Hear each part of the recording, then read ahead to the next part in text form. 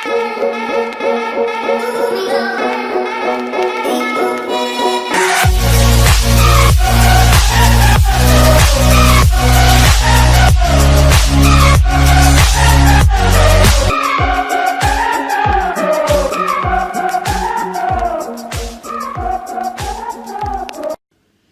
guys, welcome to episode number 2 of the Ask Glenos SEO show. So what we're going to be talking about today is a very basic understanding of SEO, how it works and why we do it.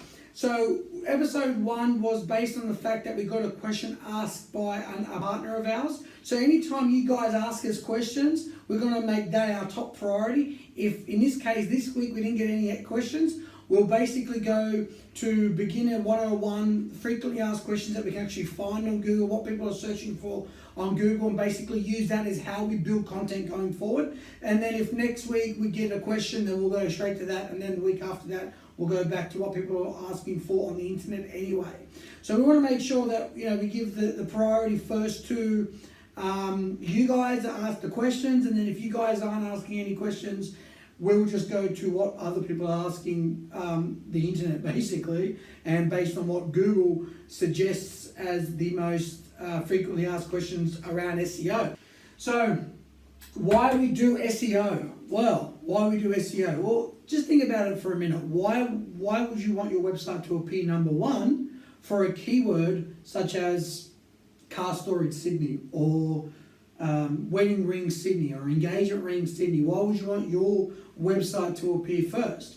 Well, ultimately, because the click-through, because basically the amount of clicks you're going to get is usually more depending on where you are on the first page. Now, if we do SEO because for a couple of reasons. One, you want more people coming to your website, obviously that is qualified, that are looking for what you provide.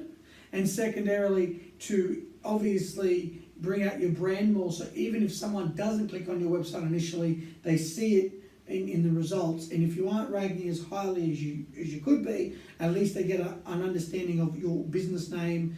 And that's really important when you start dealing with keywords that have 50 or 60 or even 30,000 searches per month.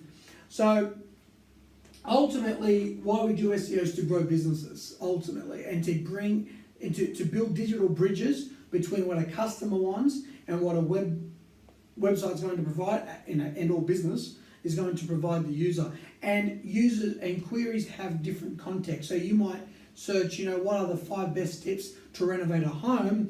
Google will understand the context of that query and may even shape the results based around more of an article base. But if you type in a keyword like buy LCD TVs, you're probably going to see more e-commerce based businesses where obviously they're going to be selling TVs, right? So what you search changes the context of the results that you see.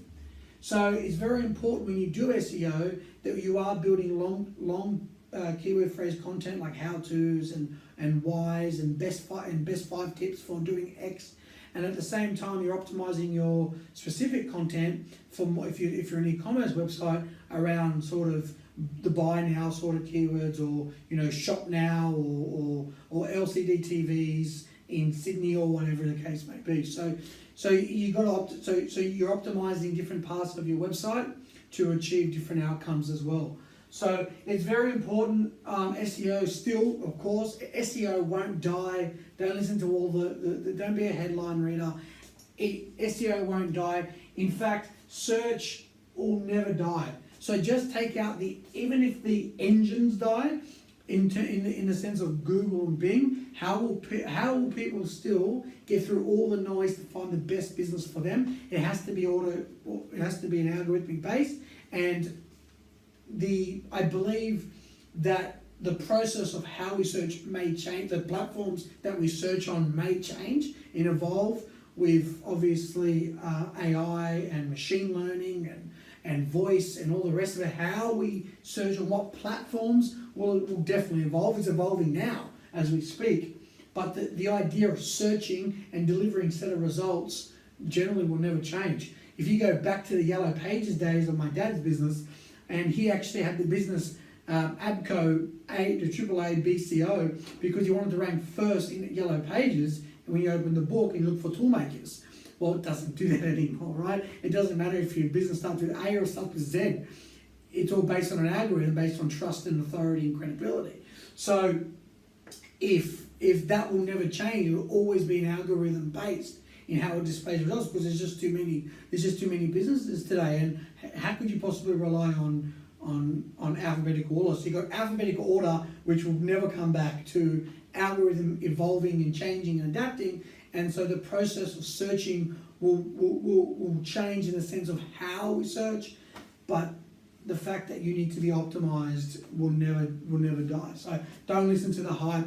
And what most people refer to when they do say SEO is dead, there is a little bit of truth in that. And what they're referring to is the old practices of SEO, like the meta keyword stuffing. People used to put, stuff the meta keyword tag and throw all these different keywords in. People used to do some dodgy stuff, and you have like a web page. There's just all images.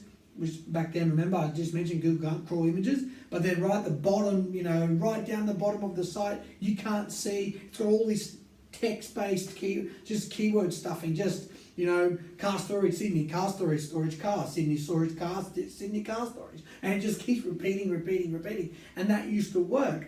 So the search engines obviously have become more and more advanced to that, and understand that that's not that applicable anymore. So the fact is that everything is constantly evolving, and it's very important for your business to have professionals on board to make sure that your business evolves and moves in that right direction.